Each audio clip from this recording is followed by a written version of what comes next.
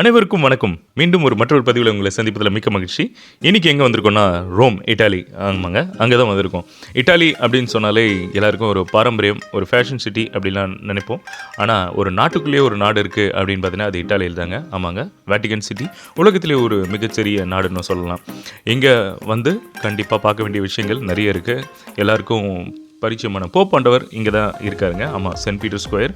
கிறிஸ்துவர்கள் அனைவருக்கும் ஒரு ரோமன் கத்தோலிக் அப்படின்னு சொல்கிற மாதிரி எல்லாருக்கும் இந்த இடம் வந்து பார்க்கக்கூடிய இடம் தான்.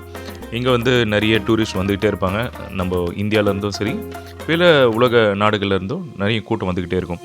அது மட்டும் இல்லாமல் இன்னொரு ஸ்பெஷலான இடம்னா வேட்டிகன் மியூசியம். வேட்டிகன் மியூசியம் எப்போவுமே பிஸியாக இருக்கும். பட் இருந்தாலும் ஒரு குறிப்பிட்ட ஞாயிற்றுக்கிழமைகளில் நீங்கள் ஃப்ரீயாகவே டிக்கெட்டே வாங்காமல் ஃப்ரீயாக கூட போய் பார்க்கலாம். அப்படி ஒரு ஞாயிற்றுக்கிழமை அமைஞ்சதில் முக்கியமான எல்லா விஷயங்களும் மியூசியமில் போய் பார்க்கலாம். இந்த மியூசியம்னு சொன்னோடனே பழங்கால அருங்காட்சியகம் மாதிரி இருக்கும் அப்படின்னு நினைக்காம, அது இல்லாமல் மாடர்னிட்டியும் சரி, அப்புறம் பழைய கலை பொருட்களாக இருக்கட்டும், கலை நியமிக்க எல்லா வேலைப்பாடுகளும் சரி, எல்லாத்தையும் இங்கே கண்டு கிடைக்கலாம். ஆனால் என்ன ஒரு விஷயம்னா வந்து குழந்தைங்களோட ஃபேமிலியோடு வரவங்க மட்டும் கொஞ்சம் பார்த்து போகணும். ஏன்னா இங்கே ஸ்டாலர் அப்படி இப்படின்ட்டு போக முடியாது. நடக்கக்கூடிய நேரமும் அதிகமாக இருக்கும். கூட்ட நெரிசல் இருக்கும்போது பார்த்து போங்க. ஆனால் வாழ்க்கையில் ஹிஸ்ட்ரி, ஜாகிரஃபின்னு ரொம்ப இன்ட்ரெஸ்ட்டாக இருக்கிற எல்லா மக்களுக்கும் இந்த இடம் வந்து ரொம்ப ஒரு ஃபேவரட்டான பிளேஸ் இருக்கும். இது சூப்பராக இருக்குது, அது சூப்பராக இருக்குதுன்னு சொல்ல முடியாது. எல்லாமே அது சொல்ல வார்த்தையே இல்லை. ஆனால் போகிறவங்க கண்டிப்பாக நீங்கள் எது பார்க்குறீங்களோ இல்லையோ வேட்டிகன் மியூசியம் கண்டிப்பாக பார்க்கணும். ஏன்னா இந்த இடத்துல வந்து ரோமோட கலாச்சாரங்களாக இருக்கட்டும், அந்த கிறிஸ்துவ கலாச்சாரமாக இருக்கட்டும், அது பழைய காலத்தில் இருந்த எல்லா பொருட்களையும் சேகரித்து ஒரு ஓவியமாக, காவியமாக எல்லாமே வச்சுருப்பாங்க. ஸோ இந்த சான்ஸ் மிஸ் பண்ணிடாதீங்க. அடுத்து பார்த்திங்கன்னா வேட்டிகன் சிட்டி அப்படின்னாலே நிறைய விஷயங்கள் இருக்கும். ஆனால் இதுதான் ரொம்ப முக்கியமான விஷயம், வேட்டிகன் மியூசியம். அப்புறம் வந்துட்டு ஆமாங்க, அதுக்கு முன்னாடி பார்த்திங்கன்னா இட்டாலியில் ஃபுட்டும் சொல்ல வேண்டியதில்லை. கிடைக்கிற நேரத்துலாம் ஃபுட்டை ஜாலியாக என்ஜாய் பண்ணிட்டு போகலாம். சரி, இது பக்கத்துலேயே ஏதாவது இருக்கா அப்படின்னு பார்த்தீங்கன்னா ஒரு சூப்பரான ஒரு இடம் இருக்குது. அதுதான் வந்து கேசல் சாண்ட் ஏஞ்சலோ அப்படின்ற ஒரு இடம். இது வந்து ஒரு கோட்டை தாங்க. அந்த காலத்தில் வாழ்ந்த ரோமானியர்கள்னு சொல்லலாம், இல்லை வந்து இத்தாலியர்கள். ஸோ அவங்க வாழ்ந்த இடத்துல இருந்து அழகான ஒரு கோட்டை தான். ஸோ இங்கேயும் வந்து அந்த காலத்து எப்படி கோட்டை எப்படி இருந்ததுன்னு நீங்கள் சுற்றி பார்த்துட்டு இருக்கலாம். இது தவிர பார்த்தீங்கன்னா இந்தியன் ஃபுட் வேணும்னு நினைக்கிறவங்க நெப்டியூன் ஃபவுண்டைன் பக்கத்தில் வந்துட்டு ஒரு அழகான இந்தியன் ரெஸ்டாரண்ட்ஸ் இருக்குது. அங்கேயும் போய் ட்ரை பண்ணலாம். இட்டாலியில் இன்னொரு விஷயம், அதுவும் ரோமில் வந்து ஸ்பெஷலாக பார்த்தீங்கன்னா ஏகப்பட்ட ஃபவுண்டைன்ஸ் இருக்கும். எல்லாமே ஒரு டூரிஸ்ட் ஸ்பாட் தான். அதில் முக்கியமான ஸ்பாட் வந்து இந்த நெப்டியூன் ஃபவுண்டைன். இதன் பக்கத்துலேயே பார்த்தீங்கன்னா நம்ம எல்லாருக்குமே தெரிஞ்ச ஒரு சூப்பரான இடம் இருக்குது. அதுதாங்க உலக அதிசயம் கொலோசியம். ஸோ கொலோசியம்னு கேள்விப்பட்டிருப்போம். ஆனால் இந்த ஊரில் இட்டாலி மொழியில் பார்த்தீங்கன்னா கொலோசியோ அப்படின்னு சொல்லுவாங்க.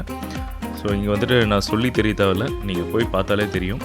ஏன் இது வந்து உலக அதிசயத்தில் எப்போவுமே இருக்குது, அந்த லிஸ்ட்டில் இருக்குன்றதுக்கான காரணங்கள் அங்கேயே சொல்லப்பட்டிருக்கும். அதை நம்ம என்னடா வெறும் கட்டிடமாக கற்கள்களாக இருக்குது அப்படின்னு நினைப்பீங்க. நம்ம ஊரில் இல்லாத கோயில்களாக, நம்ம ஊரில் இல்லாத ஒரு கலாச்சாரமாக நினச்சா அதையும் தாண்டி இங்கே நிறைய விஷயங்கள் இருக்குது. கொலோசியம் பக்கத்துலேயே ரோமன் ஃபோரம். அதாவது என்னென்னா அந்த ரோமர்கள் வந்து இருந்த அந்த காலகட்டத்தில் எப்படி இருந்தது, அந்த இடிபாடுகள்லாம் வந்து இன்னும் அப்படியே இருக்குது அப்படின்றது ஒரு பிரமிக்கக்கூடிய விஷயம். ஸோ ரோமுக்கு வரவங்க இந்த உலக அதிசயமும் ரோமன் ஃபோரமையும் கண்டிப்பாக பாருங்கள். அது பக்கத்துலேயே பார்த்தீங்கன்னா இந்த உலக அதிசயம் எல்லாத்தையும் பார்த்துட்டோன்னா திருவி ஃபவுண்டைன். இந்த போகிற வழியில் பார்த்தீங்கன்னா ஏகப்பட்ட விஷயங்கள் நடக்கும். இங்கே பார்த்தீங்கன்னா லங்கா கட்டை உருட்டுற மாதிரி கொஞ்சம் அசந்தான் நம்மளையும் தூக்கி சாப்பிட்ருவாங்க. அதெல்லாம் கொஞ்சம் கேர்ஃபுல்லாக டீல் பண்ணிட்டு வந்தீங்கன்னா திருவி ஃபவுண்டைன் வந்துடலாம். என்னடா சூப்பராக இருக்குது அப்படின்னு நினைக்காதீங்க, ஒரு க்யூ நின்றுக்கிட்டே இருக்கும். ஏன்னா அந்தளவுக்கு இது வந்து ஒரு ஸ்பெஷலான இடம். இதில் வந்து எப்போ பார்த்தாலும் தண்ணி வந்துக்கிட்டே இருக்கும், சுத்தமான தண்ணி.